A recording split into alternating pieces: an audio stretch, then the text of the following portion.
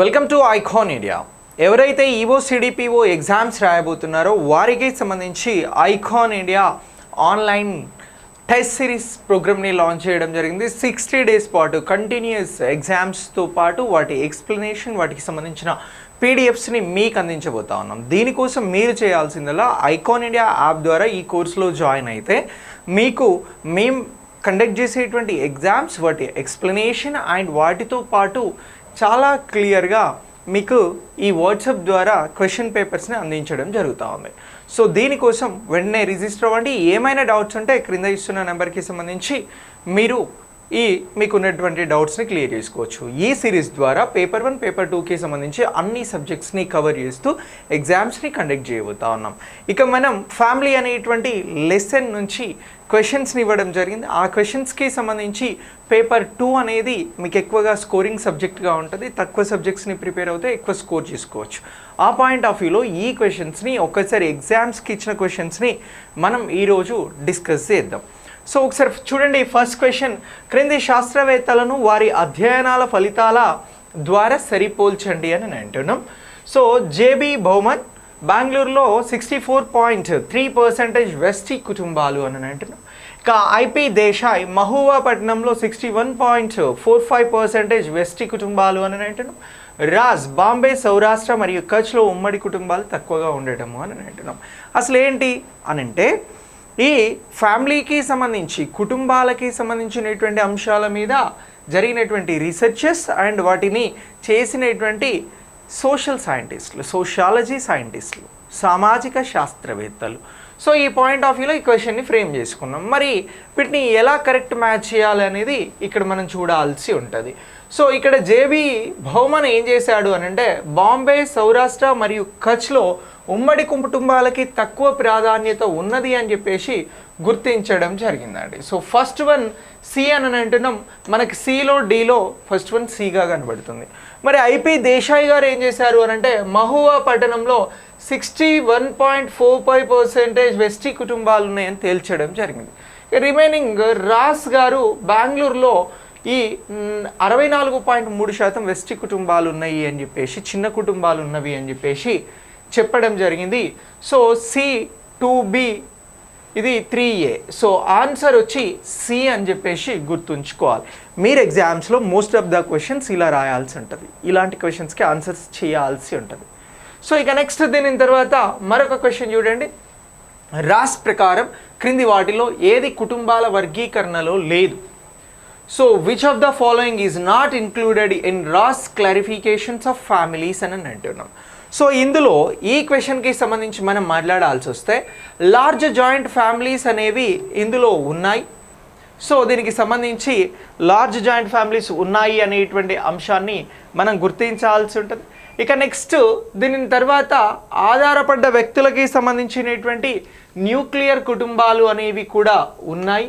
So అలాగే గోరే ఉమ్మడి కుటుంబం అనేది లేదు, చిన్న సమిష్టి కుటుంబం అనేది ఉన్నది. సో ఇప్పుడు రాస్ ప్రకారం క్రింది వాటిలో కుటుంబ వర్గీకరణలో ఉన్నవి ఏమిటి అంటున్నాం? ఏ అంటున్నాం, బి అంటున్నాం, డి అంటున్నాం. లేనిది ఏంటి? ఇగో సి. ఆన్సర్ వచ్చి గోరేస్ జాయింట్ ఫ్యామిలీ అనేది లేదు అనేటువంటి అంశాన్ని మనం గుర్తించాల్సి ఉంటుంది. మీరు ఫ్యామిలీ అనేటువంటి లెసన్ చదివితే ఈ అంశానికి సంబంధించి మీకు క్లారిటీ ఉంటుంది. ఇక నెక్స్ట్ దీని తర్వాత క్వశ్చన్ చూడండి. తెలంగాణలో క్రైస్తవుల జనాభా అత్యధికంగా ఉన్న జిల్లా ఏది? Khammam, Hyderabad, Rangareddy, Adilabad. Which district in Telangana has the highest Christian population అని అంటున్నాం. సో దీనికి సంబంధించి మనం ఒకసారి ఆప్షన్స్ని అబ్జర్వ్ చేస్తే మన రైట్ ఆన్సర్ వచ్చి రంగారెడ్డి అని చెప్పేసి గుర్తుంచుకోవాలి. ఈ రంగారెడ్డి జిల్లాలో ఎంతమంది క్రిస్టియన్స్ పాపులేషన్ ఉంది అని అంటే 1.44 lakhs అని అంటున్నాం. సో 1.44 lakhs అంటే 1,44,00,000 జనాభా మనకి రంగారెడ్డి జిల్లాలో ఉన్నది. Option C is the right answer అని చెప్పేసి గుర్తుంచుకోవాలి. తెలంగాణకి సంబంధించి కుటుంబ సమగ్ర సర్వే జరిగినది. సో ఆ సమగ్ర సర్వేలో వచ్చినటువంటి వివరాల ప్రకారం రంగారెడ్డి జిల్లాలో ఎక్కువ పాపులేషన్ ఉంది, క్రిస్టియన్ పాపులేషన్ అని గుర్తుంచుకోవాల్సి ఉంటుంది.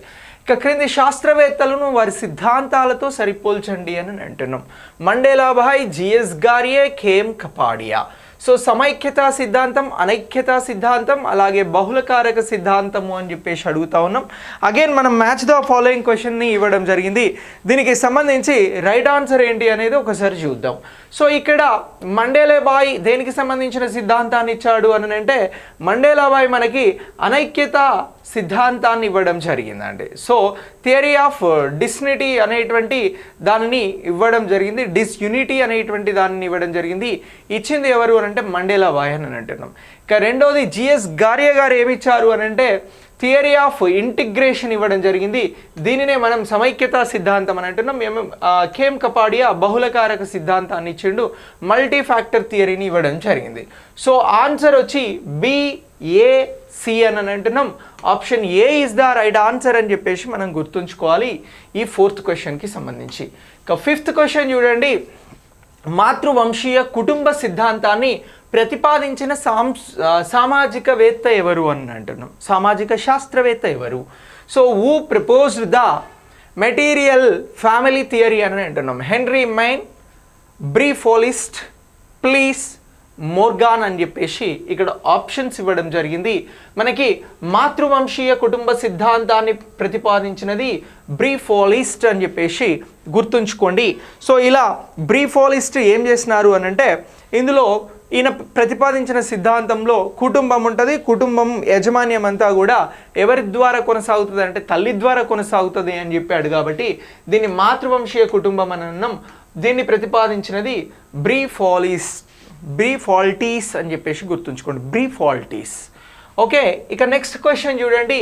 క్రింది సిద్ధాంతాలను వాటిని ప్రతిపాదించిన వారితో సరిపోల్చండి అని అంటున్నాం. స్వేర వివాహ కుటుంబ సిద్ధాంతం మోర్గాన్, పితృవంశీయ కుటుంబ సిద్ధాంతం ప్లీస్, పరిణామక్రమ కుటుంబ సిద్ధాంతం అరిస్టాటిల్, ప్లేటో, హెన్రీ మైన్, బహుళకారక కుటుంబ సిద్ధాంతం మెకైవర్, రాల్ఫ్టన్ అని చెప్పేసి మనం ఇక్కడ ఆప్షన్స్ ఇవ్వడం జరిగింది. సో దీనికి సంబంధించి రైట్ ఆన్సర్ ఏంటి అనేది ఒక్కసారి చూద్దాం. సో ఇక్కడ ఈ క్వశ్చన్స్ని అబ్జర్వ్ చేస్తే, ఈ ఆప్షన్స్ని అబ్జర్వ్ చేస్తే, ఈ మ్యాచింగ్ని అబ్జర్వ్ చేస్తే స్వేర విహార కుటుంబ సిద్ధాంతాన్ని ప్రతిపాదించినది ప్లీజ్ అని చెప్పేసి గుర్తుంచుకోవాల్సి ఉంటుంది. బి అనేది మనకి ఓన్లీ బిలో ఉంది. Option B is the right answer. ఇక నెక్స్ట్ 2 పితృవంశీయ కుటుంబ సిద్ధాంతాన్ని ప్రతిపాదించింది అరిస్టాటిల్, ప్లేటో, హెన్రీ మెయిన్ అని చెప్పేసి గుర్తుంచుకోవాల్సి ఉంటుంది. ఇక నెక్స్ట్ పరిణామక్రమ సిద్ధాంతాన్ని ప్రతిపాదించింది మోర్గాన్, అలాగే బహుళకారక సిద్ధాంతాన్ని ప్రతిపాదించింది మెకైవర్, రాల్ఫ్టన్ అని చెప్పేసి గుర్తుంచుకోవాలి. Option B is the right answer అని చెప్పేసి మనం గుర్తించాల్సి ఉంటుంది. ఇక నెక్స్ట్ 7th క్వశ్చన్ చూడండి. ఒకే కప్పు కింద నివసిస్తూ ఒకే వంటగదిలో చేసిన ఆహారాన్ని తింటూ ఒకే ఆస్తిని కలిసి అనుభవిస్తూ కుటుంబ ప్రార్థనలో అందరూ పాల్గొనడం అనేది ఎవరి నిర్వచనం అని చెప్పేసి అడుగుతున్నాం. కుటుంబానికి కొన్ని నిర్వచనాలనే, ఆ నిర్వచనాలు ఇచ్చిన వారి పేర్లు ఇచ్చినాం. మెథైవర్, Iravati Karve, Christopher Harris, Elliot Merrill అని చెప్పేసి ఇక్కడ ఆప్షన్స్ ఇవ్వడం జరిగింది. సో దీనికి సంబంధించి ఈ ఒకే కప్పు కింద అంటే living under the same roof, sharing meals cooked in the same kitchen, enjoying shared property and participating together in family prayers, ooze definition is this అని చెప్పేసి అడిగినాం. ఈ డెఫినేషన్ ఇచ్చింది ఐరావతి కార్వే గారు. ఐరావతి కార్వేని మనం మదర్ ఆఫ్ ఇండియన్ సోషియాలజీ అని చెప్పేసి పిలుస్తామండి. ఓకేనా? సో ఇలా ఇగో ఈ ఐరావతి కార్వే గారు ఇచ్చినటువంటి దీన్ని మనం గుర్తించాల్సి ఉంటుంది. ఇక నెక్స్ట్ దీని తర్వాత మరొక క్వశ్చన్ చూడండి. వెస్టీ లేదా కనిష్ట కుటుంబంలో సభ్యులుగా ఉన్నవారు ఎవరు? తల్లి, తండ్రి మరియు వారి వివాహిత పిల్లలు, తల్లి, తండ్రి మరియు వారి అవివాహిత సంతానం, పెద్ద తల్లిదండ్రులు మరియు సంతానం, అందరూ సమీప బంధువులు అని అంటున్నాం. సో ఇది వివాహిత పిల్లలు కాదు, అలాగే తల్లిదండ్రులు సంతానం కాదు, అందరూ సమీప బంధువులు కాదు. తల్లి, తండ్రి వివాహం కానటువంటి సంతానం ఉంటే దానిని పేరెంట్స్ దేర్ అన్మ్యారీడ్ చిల్డ్రన్ ఏదైతే ఉందో ఇది వెస్టీ, చిన్న లేదా కనిష్ట కుటుంబానికి సంబంధించినటువంటి సభ్యులుగా ఉన్నటువంటి వారినిగా గుర్తించాల్సి ఉంటుంది. నెక్స్ట్ మాతృవంశీయ కుటుంబంలో సాధారణంగా ఎవరికి ఆస్తి సంక్రమిస్తుంది అని అన్నాం. చిన్న కుమారుడికి, పెద్ద కుమార్తెకు, కుమార్తెలకు, కుమారుడికి అని అంటున్నాం. సో దీనికి సంబంధించి మాతృవంశీయ in a matrilineal family system who typically inheritage in property అని చెప్పేసి అని అంటున్నాం. ఓకేనా, దీనికి సంబంధించి రైట్ ఆన్సర్ వచ్చి కుమార్తెలకు అని చెప్పేసి గుర్తుంచుకోవాలి. మాతృవంశీయ కుటుంబంలో తల్లి దగ్గర నుంచి ఆస్తి అనేది ఎవరికి వస్తుంది అని అంటే కుమార్తెలకు వస్తుంది అని చెప్పేసి గుర్తించాల్సి ఉంటుంది. దీనికి ఆన్సర్ వచ్చి సి అని అంటున్నాం, ది డాటర్స్. ఇక నెక్స్ట్, క్రింది వాక్యాలలో ఏవి సరిగా ఉన్నాయి అని అంటున్నాం. పితృవంశీయ కుటుంబంలో ఆస్తి కుమార్తెలకు సంక్రమిస్తుంది. కాశీ తెగళ్లలో మాతృవంశానుక్రమం అమల్లో ఉంటుంది. ఆల్టీ మోజెనీచర్ అంటే కుటుంబ ఆస్తి చివరి సంతానానికి సంక్రమించడము అని అంటున్నాం. సో ఇలా మనం తీసుకునేటువంటి ఆప్షన్స్కి సంబంధించి సరైనటువంటి ఆన్సర్ వచ్చి ఒకసారి చూద్దాం. పితృవంశీయ కుటుంబం అని అంటే ఎవరు? ఇక్కడ తండ్రి కీలకంగా ఉంటాడు. తండ్రి ఆస్తి ఎవరికి వస్తుంది? పితృవంశంలో కొడుక్కి వస్తుంది, అంటే కుమారుడికి వస్తుంది. సో కాబట్టి ఇక్కడ తండ్రి ఆస్తి కుమారుడికి వచ్చినటువంటి ఇది కాదు. ఓకేనా, పితృవంశీయ కుటుంబంలో ఆస్తి కుమార్తెలకు సంక్రమించదు, కుమారులకి సంక్రమిస్తుంది, కాబట్టి ఇది తప్పు. కాశీ తెగళ్లలో మాతృవంశానుక్రమం అమల్లో ఉంటుంది, ఇది రైట్ అండి, కాశీ తెగళ్లలో ఉంది. ఆల్టీ మోజెనీచర్ అంటే కుటుంబం ఆస్తి చివరి సంతానానికి సంక్రమించడాన్ని ఆల్టీ మోజెనీచర్ అని అంటారు. కాబట్టి 2, 3 రైట్. 2, 3 అనేది ఎక్కడున్నది? మనకి బిలో ఉన్నది. సో ఆన్సర్ ఈజ్ బి అని చెప్పేసి గుర్తించాల్సి ఉంటుంది. ఇక నెక్స్ట్ క్వశ్చన్ చూడండి. క్రింది స్థానిక కుటుంబ పద్ధతులను వాటి నిర్వచనాలతో సరిపోల్చండి అని అంటున్నాం. పతి స్థానిక కుటుంబాలు, పత్ని స్థానిక కుటుంబాలు, మాతుల స్థానిక కుటుంబాలు, ద్విస్థానిక కుటుంబాలు అని అంటున్నాం. సో ఈ కుటుంబాలకి సంబంధించి ఏవి వేటితో సరిపోలుతాయి అని చెప్పేసి ఇక్కడ మనం క్వశ్చన్ తీసుకోవడం జరిగింది. దీనికి సంబంధించి ఒకసారి ఆన్సర్ని పరిశీలిద్దాం. సో పతిస్థానిక కుటుంబము అని అంటే అమ్మాయి వెళ్ళి ఎక్కడ ఉంటుంది అని అంటే భర్త దగ్గర ఉంటుంది, భర్త ఇంటి దగ్గర ఉంటుంది. ఇక నెక్స్ట్ పత్ని స్థానిక కుటుంబము అని అంటే ఇక్కడ ఏముంటుంది అని అంటే దీనికి సంబంధించి భర్త వెళ్ళి భార్య ఇంటి దగ్గర ఉంటాడు. ఇక మాతుల స్థానిక కుటుంబం అంటే మేనమామల ఇంటి దగ్గర ఉంటారు, ఇది ఏ అని అంటున్నాం. ఇక మిగిలింది ద్విస్థానిక అని అంటే ఇష్టానుసారం ఎక్కడికైనా వెళ్ళి నివసిస్తారు, కాబట్టి ఇది A is the right answer అని చెప్పేసి గుర్తించాల్సి ఉంటుంది. ఇక నెక్స్ట్ మాతృవంశానుక్రమం మరియు పితృవంశానుక్రమం రెండింటిని గుర్తించి రెండు వంశాల మూల పురుషులను అనుసరించే కుటుంబ రకం ఏది? పితృవంశీయ కుటుంబం, మాతృవంశీయ కుటుంబం, ద్వంద్వ వంశానుక్రమం, ద్విపార్శ్వ వంశీయ కుటుంబము అని చెప్పేసి ఇక్కడ మనం క్వశ్చన్ తీసుకోవడం జరిగింది. దీనికి సంబంధించి రైట్ ఆన్సర్ ఏంటి అనేది ఒకసారి చూద్దాం. పితృవంశీయ కుటుంబంలో మనం వంశానుక్రమం తండ్రిది తీసుకుంటాం కాబట్టి అది కాదు. మాతృవంశీయ కుటుంబంలో ఇక్కడ తల్లిది తీసుకుంటాం, కానీ ఇక్కడ మాతృవంశం పితృవంశం అని అంటున్నాం. అప్పుడు ద్వంద్వ వంశానుక్రమం అనేది సరైనటువంటి ఆన్సర్గా గుర్తించబడుతుంది అనేటువంటి అంశాన్ని గుర్తుంచుకోవాలి. ఆన్సర్ సి అనేది రైట్.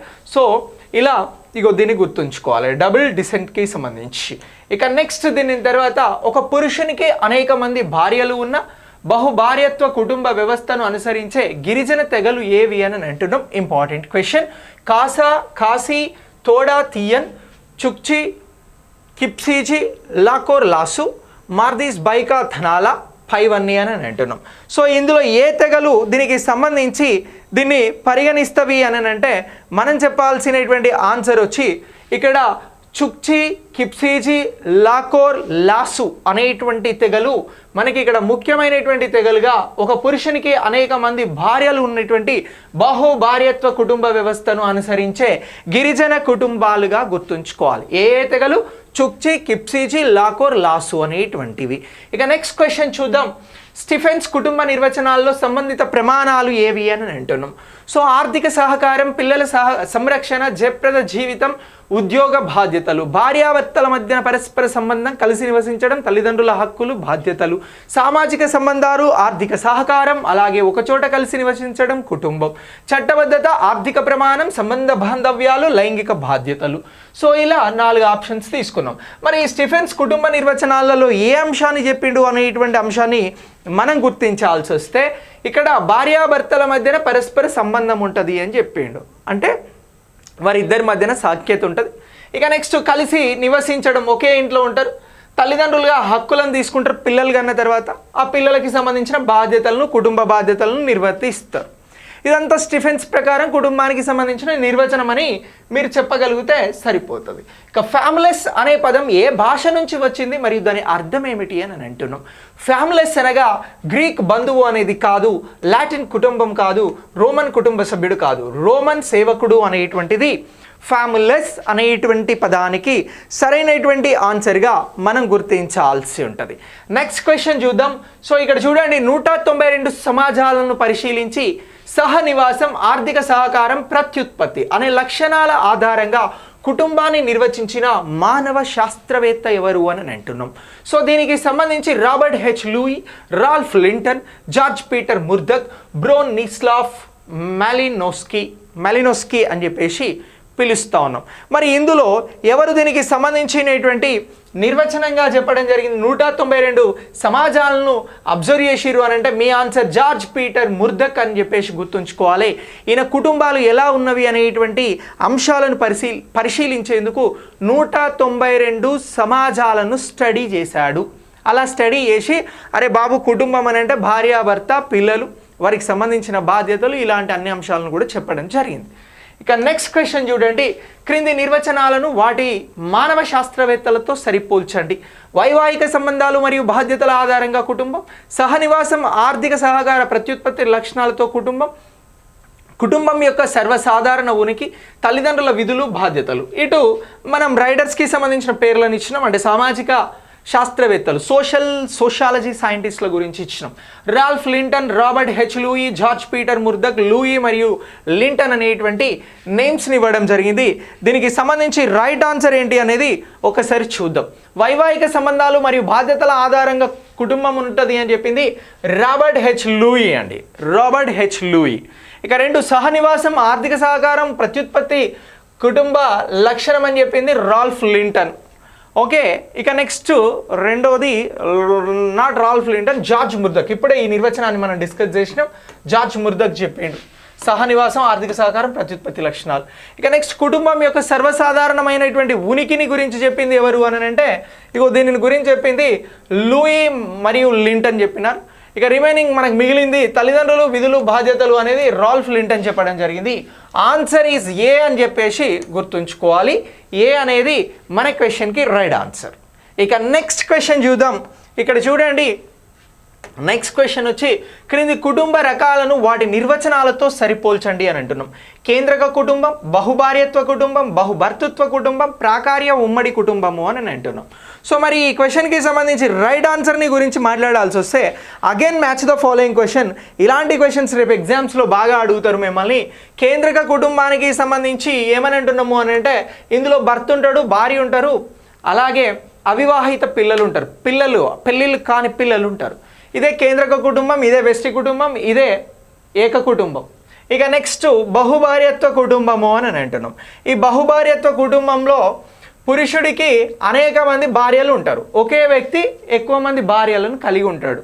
సో ఇక నెక్స్ట్ బహుభర్తత్వ కుటుంబం, ఒక స్త్రీకి అనేక మంది భర్తలు ఉంటారు, ఒకే స్త్రీకి అనేక మంది భర్తలు ఉంటారు.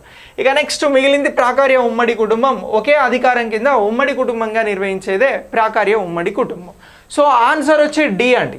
ఇక నెక్స్ట్ దీని తర్వాత 19th క్వశ్చన్ చూడండి, క్రింది వాక్యాలలో ఏవి సరిగా ఉన్నాయి?